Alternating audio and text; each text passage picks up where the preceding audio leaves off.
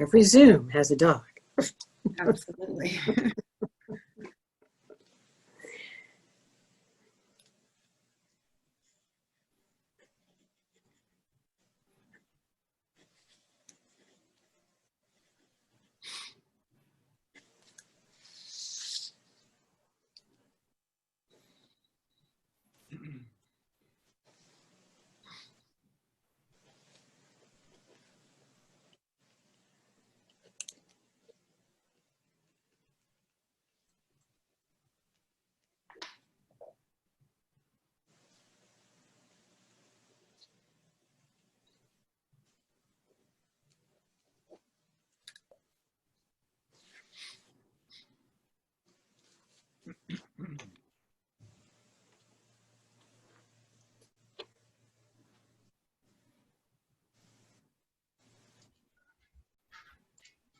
Welcome, ladies and gentlemen, to the fourth week, second night, first and last candidate forum of the League of Women Voters of St. Lucie County's series of candidate forums for the 2020 election year. We are excited to have you here this evening, and we are excited to be able to bring you these candidates. My name is Andy Poley. I am the president of the League of Women Voters for St. Lucie County. I have just a few quick little reminders for everybody right before we get started.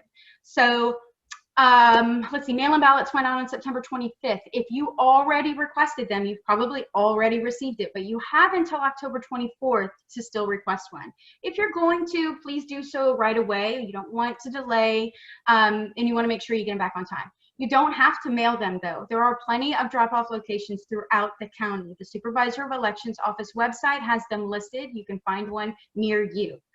Early voting starts very, very soon. 5 days from now starts early voting. There are 5 locations throughout the county, and they're the same 5 locations that you had available to you during the primary election. You can find those locations by visiting the Supervisor of Elections website as well. And you don't have to live near one to use one. Any St. Lucie County voter can vote at any early voting location throughout the county. Election day itself is November 3rd. If you choose to vote on election day, great. But you have to vote at your assigned precinct. If you don't know where that is, check with the supervisor's website. It's right there. Oh, okay. Last, we do advise everyone to please visit vote411.org to learn more about the candidates you're going to hear from tonight and all of the candidates on your ballot. The questions that we pose this evening are different from those that appeared on Vote 411. So you can learn more about them and all the other candidates by visiting that website, as well as the 6 amendments that appear on your ballot. You can learn about those from us as well. Just follow us on Facebook to learn how. So, on to tonight's candidate forum. Tonight we have the U.S. Representative Congressional District 18 candidates, at least 2 of them for you this evening. We're very excited to be able to bring this to all of the viewers tonight and anyone who views it again on YouTube a little bit later. This forum is going to be conducted just like our other forums. 90-second introduction from each candidate, series of questions. Candidate gets 2 minutes to answer each question, rotates back and forth. Now, if you guys out there in the viewing audience have questions for these candidates, post them in the comments below. And if they're appropriate for a candidate forum and we have time, we'll pose them on your behalf. And then as we get closer to the end of our time, we'll move on to closing statements, and each candidate has 2 minutes for that as well. We determined the rotation for our candidates earlier by coin toss, so we're all set and ready to go. I just want to remind everybody watching that this is a candidate forum. This is not a debate. So the candidates will not invoke one another. They're simply going to give you their statement and we're going to move on. So you're really going to learn a lot from them this evening. Our moderator for this evening is, as always, Carol Wyatt. Carol is the co-owner and operator of radio stations WPSL in Port St. Lucie, WSTU in Stewart, and WJNX in Fort Pierce. She is the president of the WPSL Christmas Kids of St. Lucie County. She's the past president of the Rotary Club of Port St. Lucie and a member of the Port St. Lucie Businesswomen.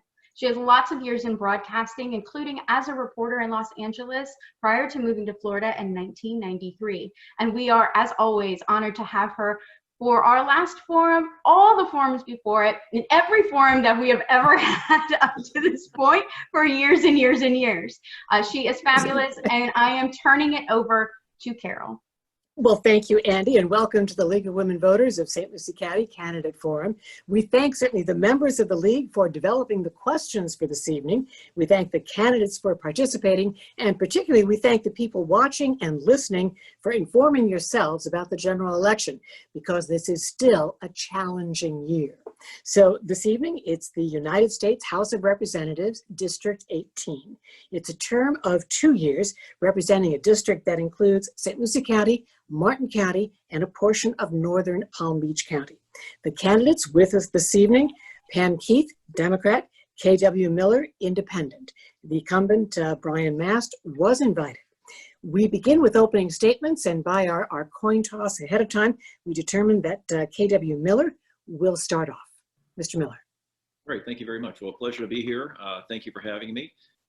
Let's start by letting everybody know that I'm a Florida native. I've been in Florida since 1978, grew up in South Palm Beach County. My family moved from South Palm Beach County up into the, what I'd consider the mid 18th district now, which is the Jensen Beach Stewart area, about 20 years ago. I've got an extended family throughout the district. I have spent about 30 years after growing up in South Florida in the finance, energy, and infrastructure sectors. I went to Catholic University in Washington, D.C.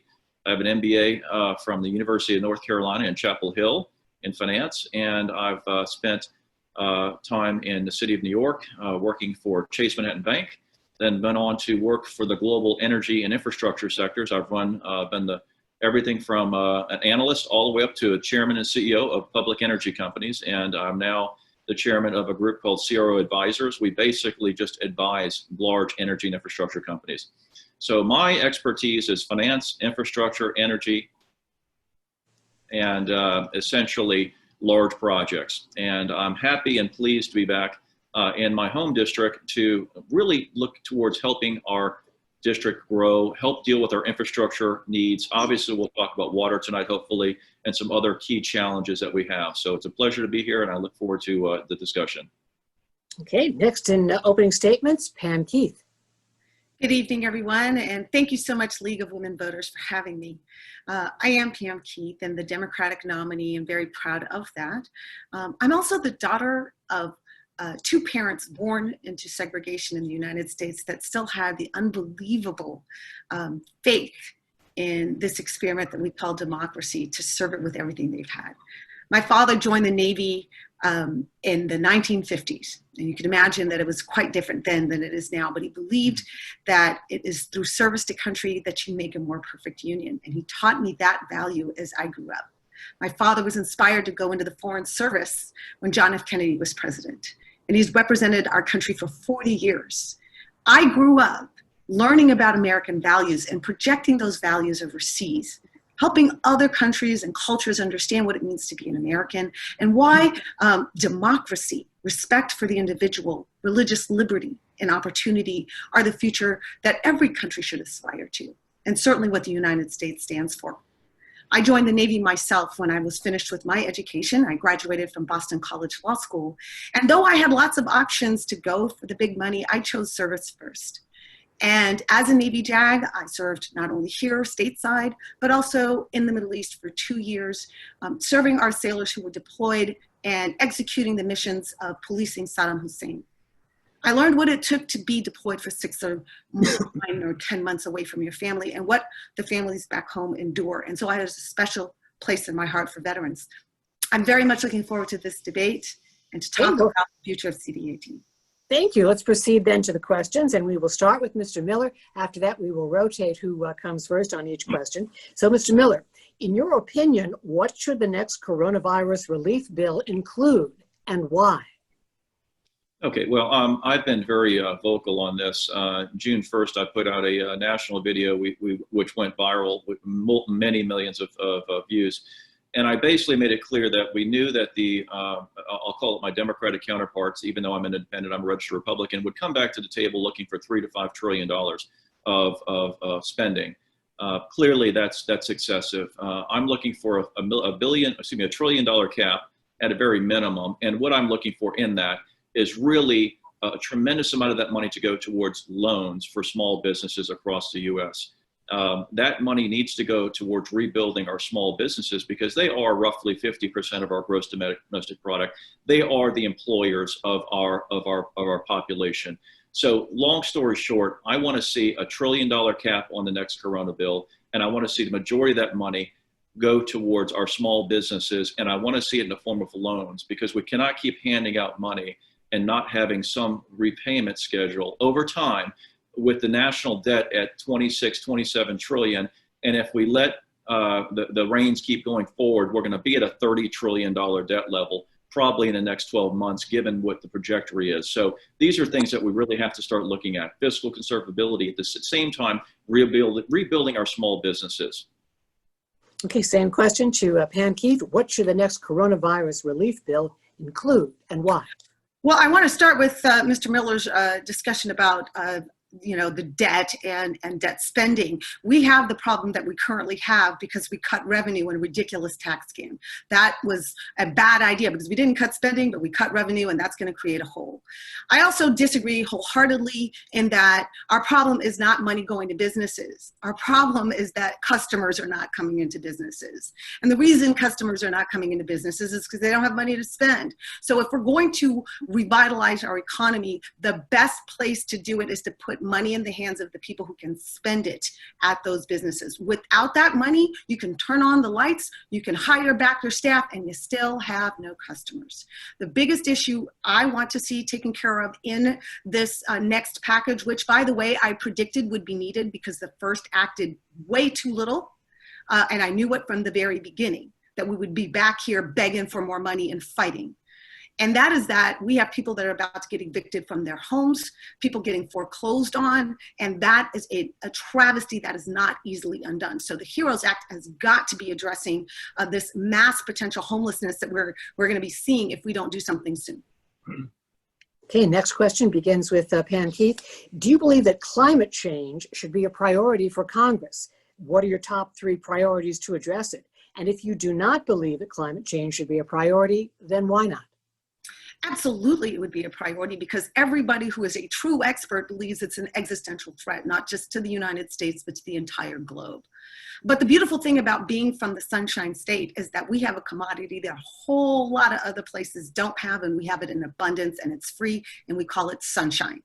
We are the place best suited to be the new global hub of solar research and development. And as I was in-house counsel for Next Era Energy, and it's something that Mr. Miller and I actually share as a background in energy, we know that research, development, distribution, productivity, all of that is about making money. It's not all altruistic. You can make a lot of money doing things that mitigate and reduce greenhouse gases and things like that. So absolutely, it should be a top priority, and Florida should be leading the way.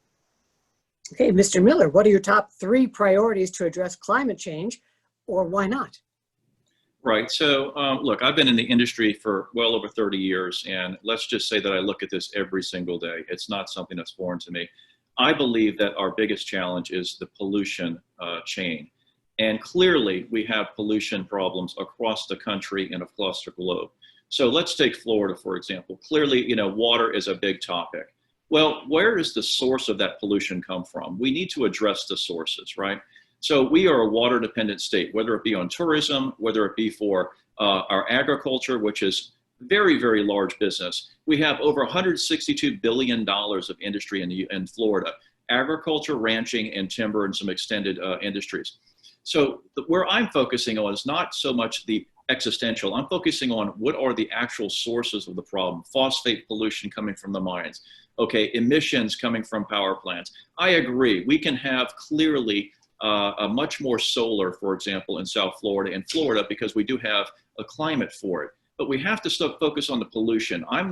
The evidence hasn't swayed me on a net basis that globally we have, or even in the US, net, that we basically have a climate problem. We have a pollution problem. And I want to focus on the sources of those pollution elements. That's where I'm going. Okay, next question begins with Mr. Miller. 2020 has brought us numerous disasters: coronavirus, hurricanes, wildfires, extreme weather in the Midwest. Every disaster has a devastating effect on the citizens. In your opinion, is FEMA doing enough to help these impacted areas recover, and are they prepared for things to get worse? Well, I can say I have direct experience with FEMA from hurricane damaged homes. And, you know, I would say this. At this point in time, I am not convinced that FEMA can really achieve the mission statement that it has been given. And I can speak from experience. In the last 3 years, I've had several hurricane damaged homes fundamentally destroyed. And now I've never asked for assistance per se from the federal government, but I said, okay, this is a time where I might need some help. So we reached out and they came out, they measured, they did things, didn't hear back, nothing. We got zero. And so if I'm the one who's an infrastructure expert who can really get to the people that need to come out, think about the person that doesn't know how to do this. So I think we have to overhaul FEMA. FEMA is essentially, in my professional opinion, a leak in our budget. We're losing a lot of money and we're not achieving the goals. I think that needs to be overhauled, and we need to work on how to execute. With the right idea, wrong execution strategy. Okay, same question to Pam Keith. Is FEMA doing enough to help people recover, and are they prepared for things to get worse? FEMA is just an additional symptom of administration that doesn't know how to manage and doesn't care to structure governing bodies to be functional. You know, Donald Trump has appointed a fox for every hen house, including FEMA. He wants to gut them from within and has successfully done so. So if FEMA's failing, it's because the leadership wanted it to fail. It didn't want FEMA to be successful, and that's why it's not. And when you saw Hurricane Maria and the devastation in Puerto Rico, it was an abomination how Puerto Rico was treated by FEMA and by the Trump administration. So I think we just got to be cognizant of that.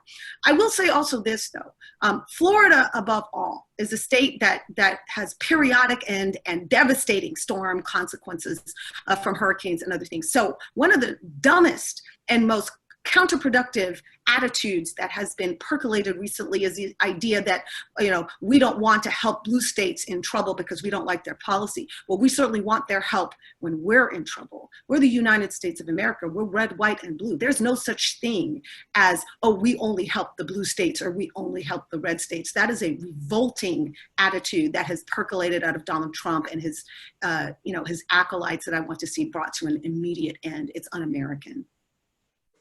Okay, next question, starting with Ms. Keith. In your opinion, is there more that can be done to support our veterans? And if so, what needs to be done? Well, the first problem we have with supporting our veterans is that we think of caring for our veterans as a domestic process, and it's a completely different process than our DoD, Department of Defense, our expeditionary warfare budgeting. So we have all the money in the world to go to expeditionary warfare, but then when it comes to caring for our veterans, it's an afterthought that's subject to sequester and domestic discretionary spending. My plan is very simple. Move VA under DOD so that every time you are increasing troop levels, you are commensurately increasing VA funding. Because when you increase troop levels, you are necessarily creating an increase in veterans too.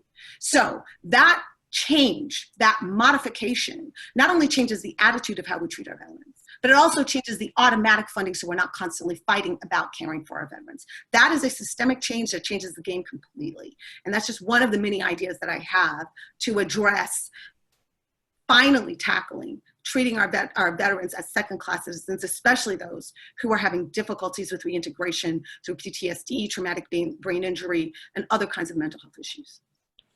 Okay, same question to Mr. Miller. Is there more we can be doing for our veterans, and if so, what? Absolutely, there is, and I certainly am doing it, leading the charge. I founded a group called the Florida Military Veteran Support Group. Obviously, I'm focused on right now on the state of Florida, but really it's a model that I want to take national. And we're really focusing on the veterans who are, what we're really trying to do is do two things. One is avoid veteran suicides, okay? Veteran suicides are off the charts, and it's an absolute disgrace for this nation that any of our military veterans or service members would essentially look to that as an alternative.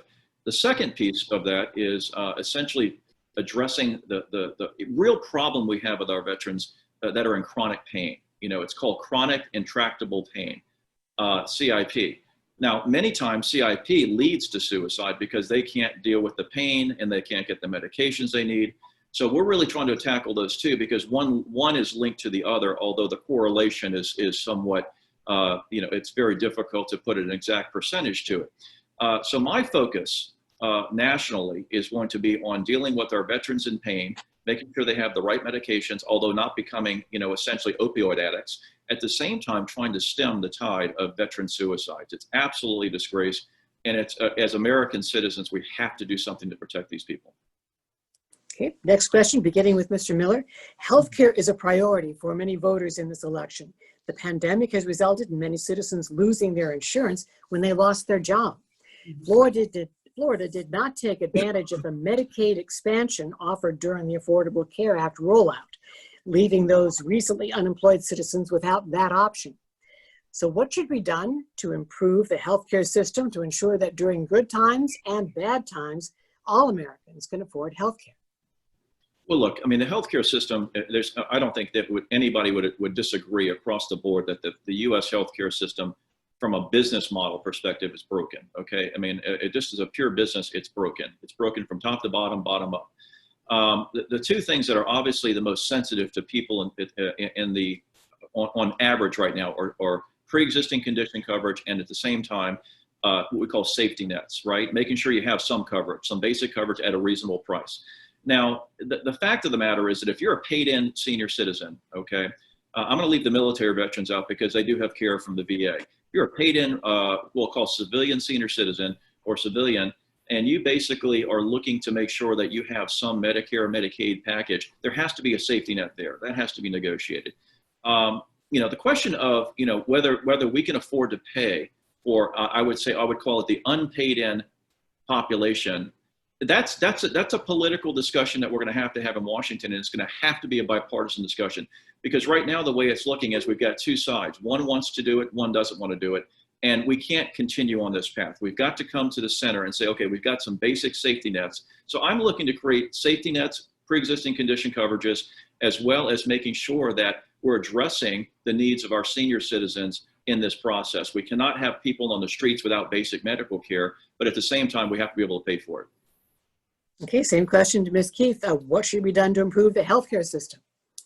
I do want to clarify something that Mr. Miller said. The overwhelming majority of veterans do not actually get care through the VA because VA is exclusively for those who've served for 20 years and or who have service-connected disabilities. If you don't have either one of those, which a lot of veterans don't, you don't get care through the VA. So I just want to clarify that. I also want to say that I don't think this is a political question at all. I think it's a moral one. For me, it is a moral one. I don't believe that a country as wealthy as ours should have any citizens who don't have access to basic health care and can't get wellness checks, flu shots, and feel okay that if they got a broken leg, they wouldn't go bankrupt. Our current system puts healthcare as a function of employment, which we see the folly of when, in coronavirus, when so many people lose their employment. I don't believe that healthcare should be tied to employment. It should be tied to citizenship. It's a right. You should be able to, what good is the rights of the Constitution if you're too sick to enjoy any of them? So I think that healthcare should be lifelong, it should be portable, it should be affordable, and it should be full of different choices. I believe in choice. But single payer doesn't mean one plan. Single payer means one payer. You can still have 50,000 plans to suit a variety of different needs at different stages of life. I think the idea that a new business now has to take on the burden of funding healthcare for their employees is ridiculous. It's a barrier to entry for business. It's a barrier to growth for business. And I honestly think that it is sticking people into keeping them in jobs that they don't love and they don't grow in because they need the benefits for their family. This is counterintuitive. It is quite frankly uncompetitive, and it's extremely expensive. So I absolutely believe that we're going to be moving to a single payer system as we go forward. And I think the expansion of Medicaid in states like Florida is going to be one of those first steps because we have so many unemployed now that it's the only vehicle that's going to get them insured. Next question, now starting with Ms. Keith. The environment of Congressional District 18 is delicate and diverse. It's also inextricably linked to our economy and the leisure activities of our residents. So how will you work to improve and protect our waterways, beaches, and ecosystem? There is not a one-trick pony to fixing this problem. And sadly, our current incumbent thinks that the only problem is to lower the lake and you've solved it. You clearly do not solve the problem.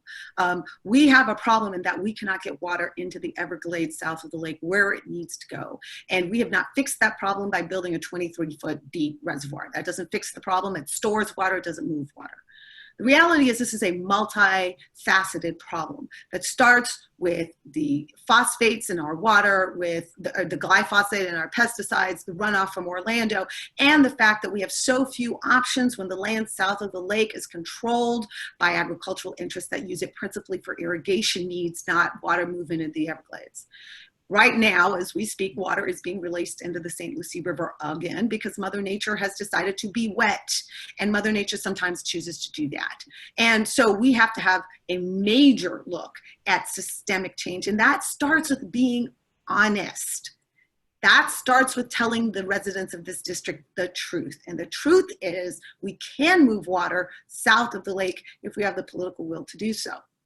I'm not saying it's all up to me. But what I will tell you is the truth. We cannot fix this problem until we can move water south and also store water north of the lake in a way that makes sense. Okay, same question to Mr. Miller. How will you work to improve and protect our waterways, beaches, and ecosystem? Okay, so let's focus on the inland waterways. I mean, because we could talk about the beaches. I'm against drilling, by the way, so let's get that on the table. You know, Florida is not the right location for any form of hydrocarbon drilling. Look, we can solve these problems. These are, I'll go back to Ms. Keith's prior statement. These are political problems, okay? These are political impasses because we've been basically compromised by special interests and dark money in Florida. Our water has been hijacked, okay, for lack of better terms, by special interests and dark money.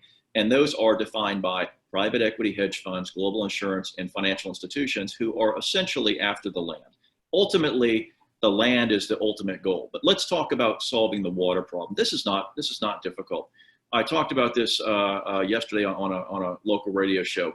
First thing we can do is we can start to create little what I call microgrid biogas facilities on our estuary release points around Lake Okeechobee. Algae contains energy. Algae contains energy. 3-to-1 typically is your ratio. We can convert that algae and those essential chemicals in the water to energy, and at the same time treat that water to brown water standards. They're called microgrid plants. Okay, number two, we've got to basically go to the source. Okay, we've got to start talking about creating brown water treatment facilities up north. Okay, I call it the ditch, the EAA reservoir, for lack of better terms, a $1.7 billion ditch. Okay, it's a waste of money. I'm a professional. I've told the South Florida Water Management Board this. I've said this, I've made it very clear to them in no uncertain terms, okay? It's an absolute waste. I could build 4 to 5 brown water treatment facilities throughout the lake area easily, and we could start converting brown water, not making it drinking water, convert it and take the phosphates and the nutrients out, push the nutrients into fertilizer back into the agricultural area, and essentially convert the algae to energy. This is not rocket science. These are called bio plants. Okay, we'll get into it. Okay, thank you. Next question, we start with Mr. Miller. Florida has experienced 2 of the worst mass shootings in the nation, the Pulse nightclub shooting and the school shooting at Parkland. Crime involving guns, purchased legally or illegally, has been a reality in our nation throughout its history. Just a week ago, members of a militia group in Michigan were arrested for plotting to kidnap the governor of that state. The Second Amendment guarantees the right of citizens to bear arms. But what do you think Congress should do to ensure that guns do not fall into the hands of those who would abuse the right? Okay, let me be very clear on this. I'm 100% a constitutionalist, and I will never infringe upon the Second Amendment rights of any citizen. I will never support legislation to infringe upon the Second Amendment. Now, clearly, there are basic background checks and things that are normal and customary that basically should be done in a waiting period. But I, unlike the current congressional representative, Brian Mast, am not going to sell out the Constitution. I'm not going to take over $1 million and sponsor legislation with Nancy Pelosi and the likes of her. For example, he sponsored H.R. 8, which essentially was the beginning to crack open the Second Amendment, and essentially it was a gun grab. Now, I don't think a gun grab is the solution. We could have security in schools. We could have background checks, light background checks. We don't need to start taking guns out of our legally law-abiding citizens, because think about this. If you were living in one of these cities that was on fire and being burned today, and people were running down the street and looting your business or looting your home, how would you defend yourself as a citizen, a law-abiding citizen who's doing nothing but basically staying in your home? So we have to be very careful here, because we go down a slippery slope of putting cracks in the door of the Second Amendment. People come behind that and start pushing it open and pushing it open. Before you know it, the Second Amendment becomes no amendment. And then therefore we lose that constitutional right over time, not immediately. It's a very slippery slope. So I am not in favor of any infringement. I am in favor of background checks.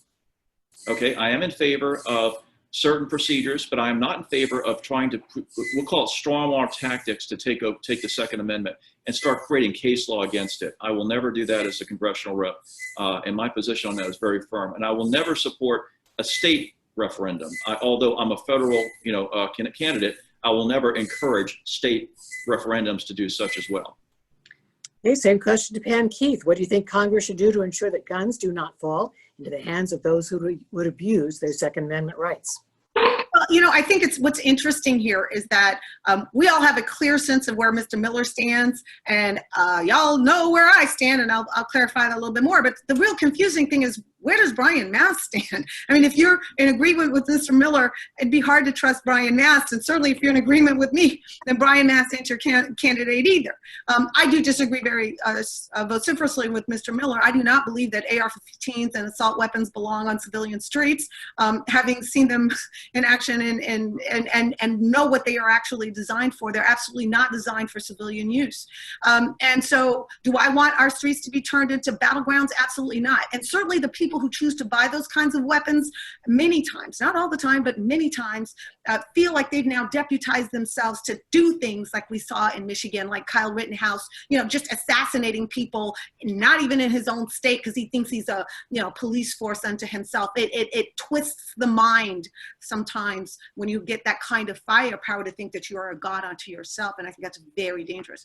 But my answer to this is a more market-based solution. I think that gun owners should have to carry liability insurance like drivers do. And the reason I love this idea is because if the goal here is to keep guns out of the hands of bad guys, the best people to make that kind of assessment are actuarial science, data-based professionals who do that. They do it all the time. They decide what is good risk and what is bad risk.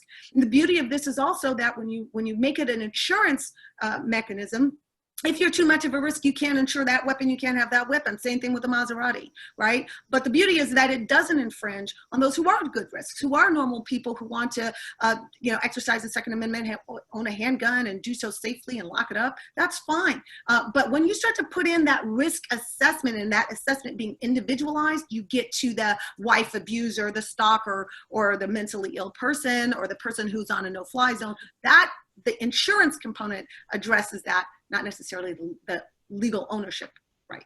Okay, next question, starting with Pam Keith. In your opinion, is our current foreign policy working? Why or why not? We don't have a current foreign policy. Our foreign policy currently is whatever Donald Trump thinks is good for him. And that is precisely why all of our allies have no idea who we are anymore. They don't even include us in critical conversations on international terrorism countermeasures. So yeah, what we have is, if Donald Trump thinks he can own a particular news cycle, if Jared Kushner can run over there and play a little diplomat for a hot moment, this is all transactional, and it's not in the long-term best interest of the United States. When Donald Trump abused the presidency to extort Ukraine into lying about Joe Biden to help him with an election, that was an abomination. No president prior to Donald Trump has ever tried to do something like that. None has ever taken the oath of office to be so picayune that it can be converted into whatever errand you need to run to help yourself. So yeah, I think we're in deep trouble, and that our allies are hoping and praying that they see a significant change in November, and I think they will. There's a lot of patchwork that needs to be done. But when we do the kind of things that we do to allies, they don't know who we are, and they certainly don't know whether we're trustworthy. And sadly, because Donald Trump is a sieve of secret information that he shares with people like, Mohammed bin Salman and, Kislyak from Russia, they don't tell us what they used to, and that makes us less safe. Same question, Mr. Miller. Is our current foreign policy working? Why or why not? Okay, cool. So I'll agree with Ms. Keith on one point. I'll disagree on the second point. The first point is our foreign policy is broken. I will disagree on the fact that it's Donald Trump's fault. Let me be clear. I'm a businessman, so I can speak to this because I've been in the trenches globally, where I've had numerous administrations, Democrat, Republican, over my career, come overseas to me, whether I was in Europe, whether I was in Asia, wherever I was working, and want to talk about industry, business, etc. And the short answer is we're short on professional skill sets in Congress. I'm running for Congress, but I'll also say the Senate.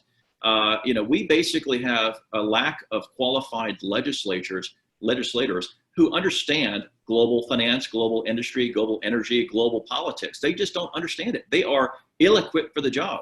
And I'm speaking across both parties, to be blunt. So it's really not Donald Trump or his administration's fault. It's a sequence of many, many years of failure within the U.S. government to bring in qualified people, not only career personnel, but also people like myself who are from the business world, who can basically talk a specific language to global leaders. I advise global leaders. I advise countries right now on energy. I have that ability to talk to them, and when congressional liaisons come over from the states, we don't even pay attention to them because they're a waste of our time. They don't have the skill sets. So we have been basically creating and fostering this environment globally of incompetence. And I'm not going to put the blame on Donald Trump or the current administration. I'm going to put the blame on all of us. We need leaders in Congress. We need leaders in our what I'll call our career politicians, if you want to call them that. We need to have skill sets that are beyond the political realm. We need business people who have time and grade in the market, who have advised these global leaders. They will trust their opinions, not agree with everything. Okay? Okay, the next question. We'll come back to Mr. Miller.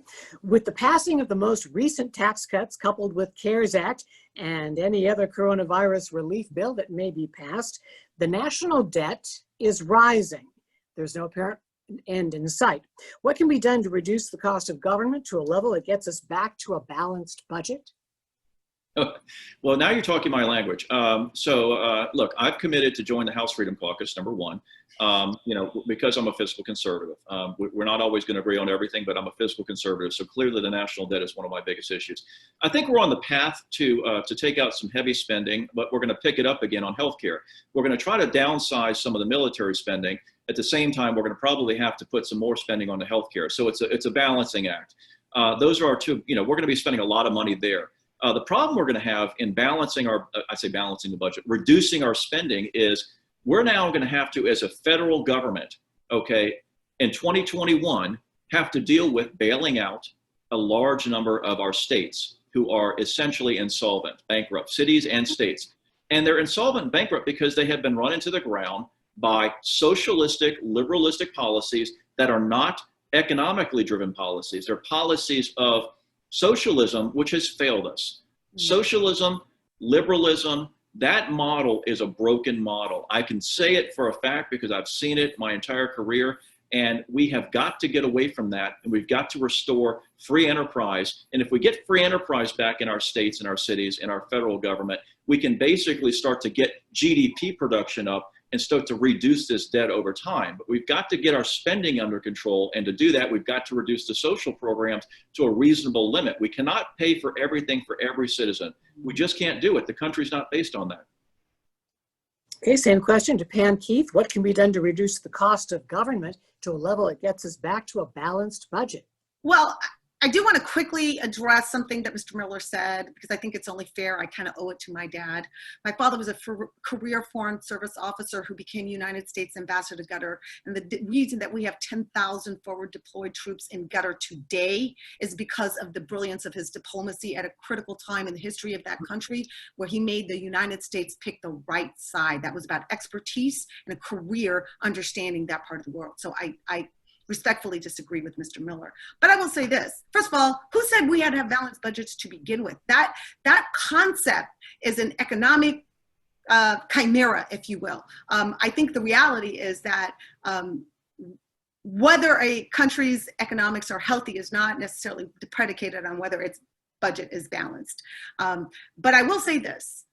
I categorically disagree with this notion that anytime government helps people succeed, it's socialism. Because I think Mr. Miller actually kind of showed his hand in saying that, well, that's all private enterprise. No, it's not. You can have Nike, Apple, and Mac computers and still have government-provided healthcare, right? The two are not mutually exclusive. The problem with socialism as we see it overseas is, quite frankly, not just that government helps, but that government controls people. That is the component that makes Venezuela or China or North Korea like it is. I'm not suggesting for a hot second that we ever have government-controlled private enterprise.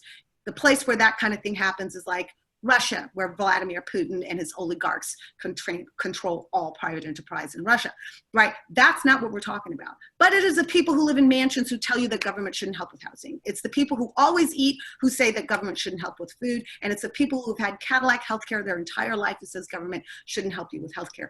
That is a morally twisted way of looking at things. And more importantly, when we do have housing, healthcare, and education and housing, guess what? The whole economy does better. I'm not a socialist. I believe in private enterprise and competition, but I also believe that Americans should do well, because that's how we do good. Okay, thank you. And now to our next question, starting with Van Keith. What are your top 3 priorities should you be elected to serve as representative of Congressional District 18? Priority number 1 is getting COVID under control, period. Because nothing about our economy can get back to square until we stop the spread of this deadly pandemic. It was never a hoax. The fact that Donald Trump had the unmitigated gall and immoral indecency to get on a stage and call it a hoax when he knew, as he uttered those words, that it was not, is beyond the pale. We got to get it under control, and it's still spreading. We are the worst in the world in terms of per capita infections and deaths. So we got to get that under control. That's the sine qua non to getting our economy back into a growth mode. Priority number 2, getting healthcare coverage for every American. We just have to get that done. And we may end up coming up with a bipartisan solution, but right now we're not seeing any solution from the Republicans other than cannibalizing Affordable Care Act.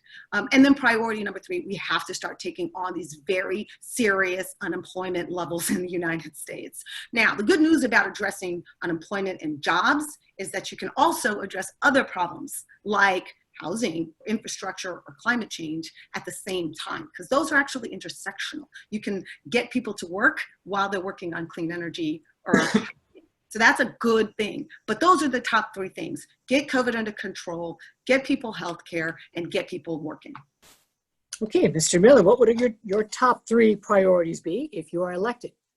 Okay, so I think I touched on earlier, I gave you a hint. I am focused on, obviously, getting our small businesses back to work, because despite Ms. Keith's, and I know this is not a debate, but since we're kind of at least making a differentiation here, despite Ms. Keith's comments that, we need to put money in the hands of the consumer, don't get me wrong. I want everybody to have everything they need, but we've got to get the bedrock stabilized. And the bedrock are small businesses that employ people, 0 to 500 people. That's kind of the range I look at small businesses.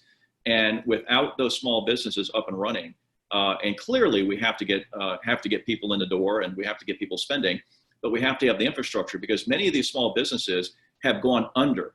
Okay, they've spent all of their working capital reserves over the last 9 months.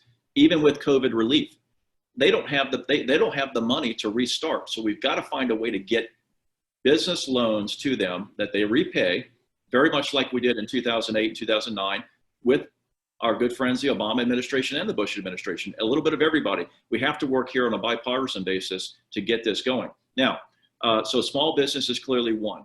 That's a national, but it's a statewide issue. Number two, we've got to address, Florida is dependent on really two things, right? It all centers around water. Our agriculture, ranching, and our timber and all that centers around water. Our what we'll call it, our vacationers and our tourism industry centers around water.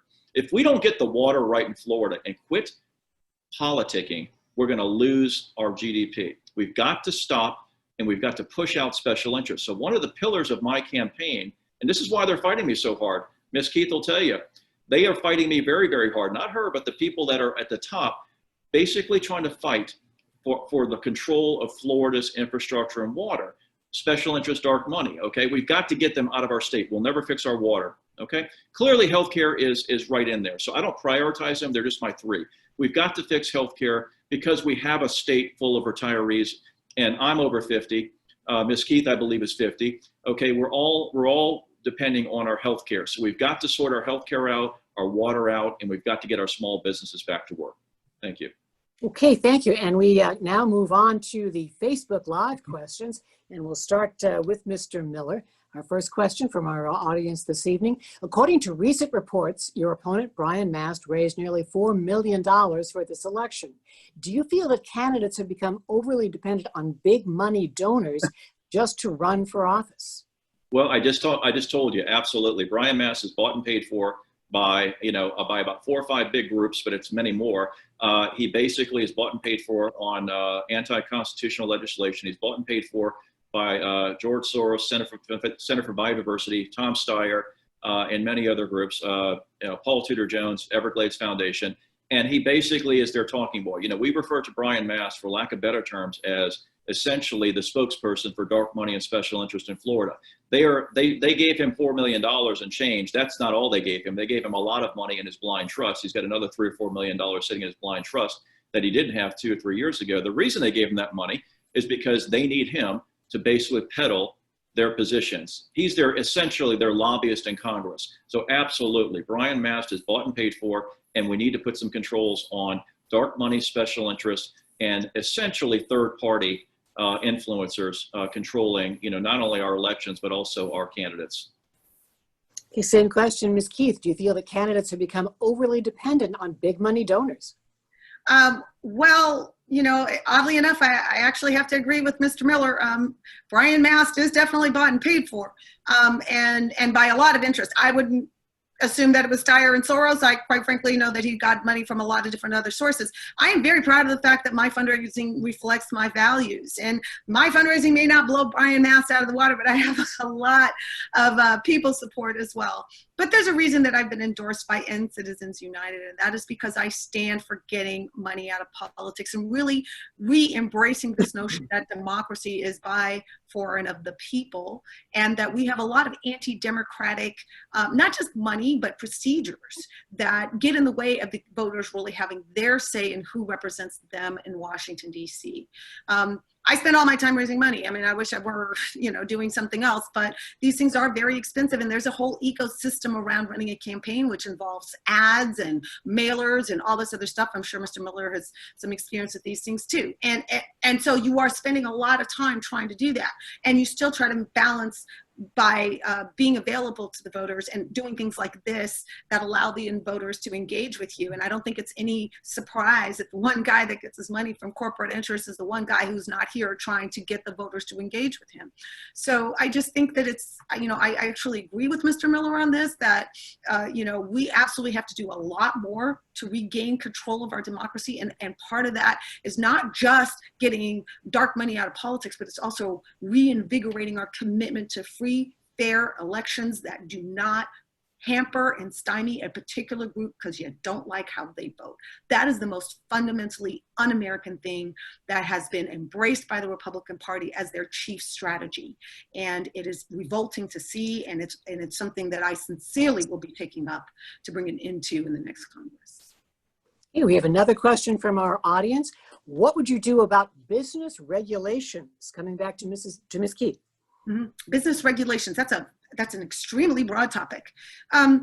I think a lot of things that people don't know about regulations is that regulations are almost always generated by some kind of need to regulate a market or a behavior from an industry. And, you know, they don't just randomly say, oh, let's just regulate that. That's not really what happens. So regulation, quite frankly, is the voice of the people through the administration to level the playing field or to avoid exploitation, pollution, diminution of resources. It's about sustainability of a market around something. So can you be overregulated? Sure, that can happen.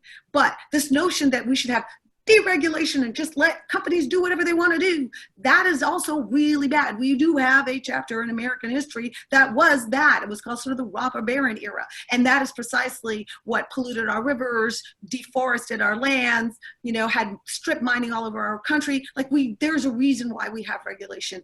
I think that there's a happy balance, and I think you can find bipartisan agreement on some of these sort of rules of the road for any particular industry or any particular company. Okay, Mr. Miller, what would you do about business regulations? Well, listen, there's no doubt that prior to, I'll call the industrial age, it was kind of the Wild West, not only here, but in Europe and everywhere else, including China, and when they became industrialized. And, you know, every country went through their own phase of, you know, trying to clean up their act. Let me just say this. I'm a huge fan of deregulation for this reason. It fosters efficiency. It fosters creativity. I have seen in the energy sector, I'm an expert in deregulation of electricity and natural gas, for example. Those are my two critical skill sets, among others. And I've done it globally. I've done it, you know, literally Australia, Europe, in the UK, the US, okay, South America. And what I witnessed was these very stodgy regulatory structures being broken apart, almost like dynamited apart, and all of this new efficiency came in. So it's not 100% perfect, I'll be clear, but I would say on average, it's 90% efficient in that regard. So now, do you have to have some basics, right? Air emissions, air quality, water quality. Those are the two things that I always go back to. But as far as regulation, it stymies competition, it stymies efficiency. So I'm a big fan of deregulation. Look at what airline tickets used to cost when we were kids. I mean, you know, you couldn't afford to fly unless you had, you know, some serious money. Nowadays, you could fly some places for $99.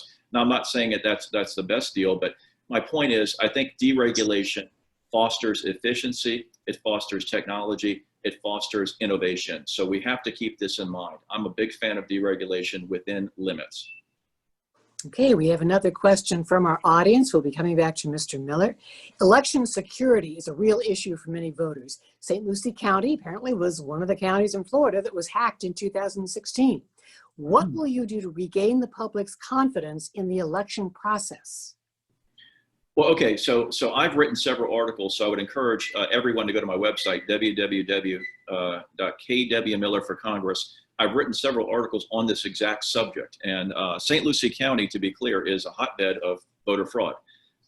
You know, the problem we have is I'm also an accountant underneath everything, and I do forensic audits in my own businesses. So the problem we have is auditing ballots. Okay, it's hard to audit a mail-in ballot. Secondly, is how do you audit the scanning machines? The problem with that is it's a local issue. So unless we have, you know, it's kind of like coming in and saying, okay, is COVID a state issue or a federal issue? Are election issues state issues, county issues, or federal issue? You know, we have to really rely on the state and local governments for this, because unfortunately Congress, unless we come in with a heavy hand, which we can certainly do, and I will take it up if it becomes a very big issue at this election. But, you know, the problem is it's really a local issue. You know, you elect a supervisor of elections in each county. They are elected. And so I think the only way you can do this is basically doing what I'm doing in Congress: clean out the dirty laundry, clean out the Brian Mast of the world, the dirty bought and paid for politicians. That's what voters have to do. So in St. Lucie County, you've got to get rid of your supervisor of elections. She is essentially the dirty laundry, and it's proven time and time again, going back to Allen West in 2012. There's a problem every single election in St. Lucie County. It's just as bad as Broward County, and we keep letting it happen. You got to take voter action. You know, vote with your pen. Mm-hmm. It's a state and local issue. Okay, same question to Pam Keith. Yeah. I mean, you know, I just want to kind of add that the deregulation that Mr. Miller was approving for airlines, I'm sure he wouldn't want the pilots and the air traffic controllers to be deregulated and the aircraft maintenance people to be deregulated too, right? Now let's talk about this voter. We're not advocating safety deregulation. Right? We're advocating efficiency. Just the point, right? And but I would like to talk about this voter fraud thing because this is really interesting to me. I want to make clear that the state, the Secretary of State of the state of Florida is Republican and has been for 22 years, and has the Secretary of State of many other GOP-controlled states. We have a Republican Attorney General, and we have Republicans up and down the ballot, and we've been a Republican governor for many, many years. The idea that there is mass voter fraud that no Republican in law enforcement or in government has ever either been able to indict or convict anywhere in America ever is a suggestion that that might be a belief in a conspiracy theory that is just not true. We do have real election problems. Of that, I will concur. They're just not voter fraud, like a whole bunch of non-people voting. There's no evidence of that. Or a whole bunch of people voting twice. There's no evidence of that. What there is evidence of is Donald Trump asking Russia to interfere in our elections and help him win. There's plenty of evidence of that. What there is Russia engaging in psyops on our Facebook and Twitter with these fake accounts that are designed to attack African-American voters. There's lots of evidence of that. There is tons of evidence of voter suppression, right? We watched it today. The long lines, 11 hours, 8 hours to vote. It's intentional under-resourcing of precincts that they know are going to vote Democratic. This is a baked-in plan of the Republican Party, and they are more than willing to accept a foreign interference and help to win elections. That's an abomination, and it needs to be brought to an end, and I plan to do that. Okay, well, we have come to the end of our questions, both prepared by the League and offered from our audience. So it is now time for the closing statements, and we come right back to Pam Keith. I am delighted to have spent this time with you, St. Lucie County, and of course my opponent, KW Miller, and thank you, League of Women Voters. I am delighted that we have this opportunity to dig into the issues a little bit deeper. But at the end of the day, we already have somebody who represents this district. And he spent a great deal of time running down all the list of things that he did as if somehow he was not compensated for doing that. That is the job. The question is, should he be fired and replaced with someone else? And the answer to that question is, did he commit a terminable offense? The answer to that question is, yes, he did.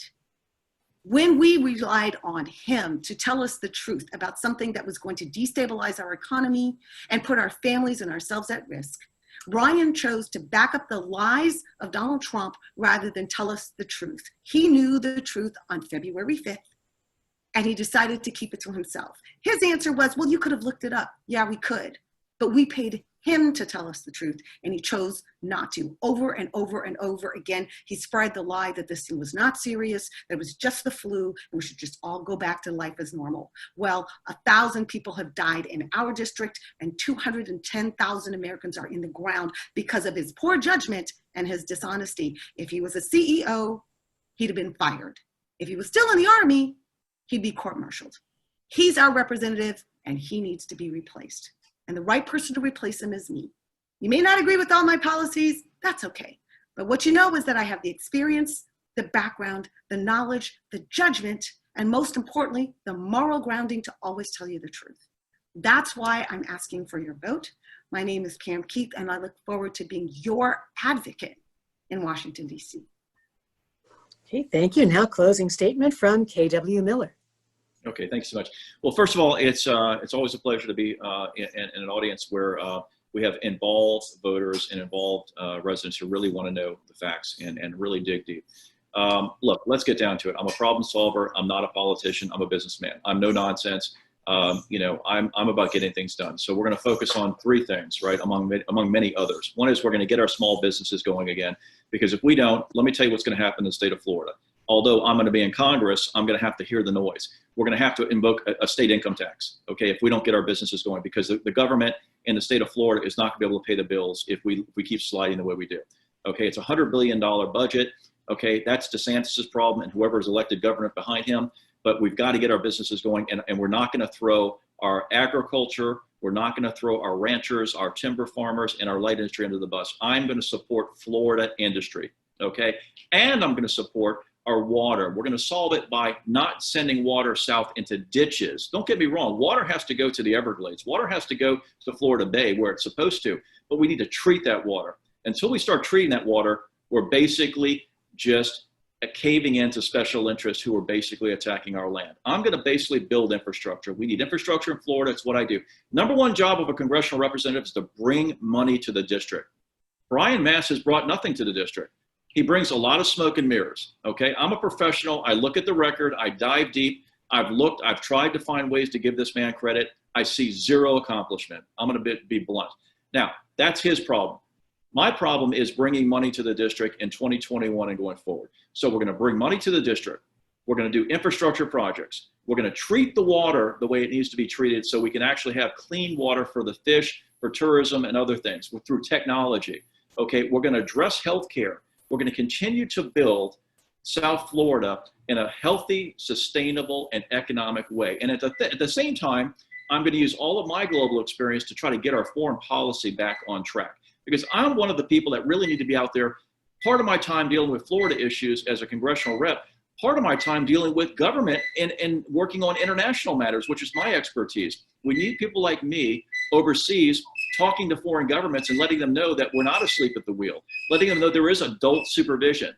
I am the adult supervision that's been brought in to basically clean up the 18th district and also help clean up Washington, okay? I'm not worried about Joe Biden or Donald Trump. I'm worried about Florida's 18th congressional district. I'm worried about the country, and I'm worried about our debt. And that's what I'm going to be focusing on. I'm not worried about party politics, ideology. I'm here to solve problems. I'm KW Miller, www.kwmillerforcongress.com. I'd appreciate your support. Thank you very much. Thank you both, the candidates who participated this evening, KW Miller, Independent, and Pam Keith, Democrat, both running for the United States Representative in District 18. And certainly thank you for participating. We want to mention the incumbent, Brian Mast, a Republican, was invited to participate this evening, and we thank both of you for being with us. Thank you to the members of the League who developed the questions for this evening, and thank everyone who watched and listened and informed themselves about the upcoming election. So, Andy, there's a lot more to talk about on voting. Thank you, Carol, and thank you, candidates, for participating this evening. We were briefly talking before the candidate forum started with one of the candidates who was already in the room that we were very excited to be able to bring you different candidates than you usually see. We didn't pick just the top two candidates or the two parties, the major parties. We wanted to bring you all of the candidates. You don't get to see them very often, and it is the League's job to inform you. So we're very happy we were able to bring you the third candidate on your ballot this evening. And we thank you all for joining us and participating. It was a lively discussion in our on our Facebook Live feed, so we do appreciate your participation. And I do want to remind everybody that early voting starts next week. It starts next week. Please be advised about your candidates. Please understand the amendments. You can learn about them at vote411.org. It will help if you know already what you're going to do. When you show up, it'll keep you from having to linger very long. We need to protect our poll workers and our poll watchers by getting in and getting out, because we already know what we're going to do when we get there. So please inform yourself. You can visit Vote 411. You can hang out with the League. We're here to inform you. That's it, guys. That is the end of the forums for the 2020 election year. It was an honor and a pleasure to have brought them to the public, to have had Carol as our moderator. Thank you to the League of Women Voter members who devised all of the questions for all of these 18 forums that we brought to you. Please, please, please make a plan to vote. Take a friend with you, but make sure that you vote.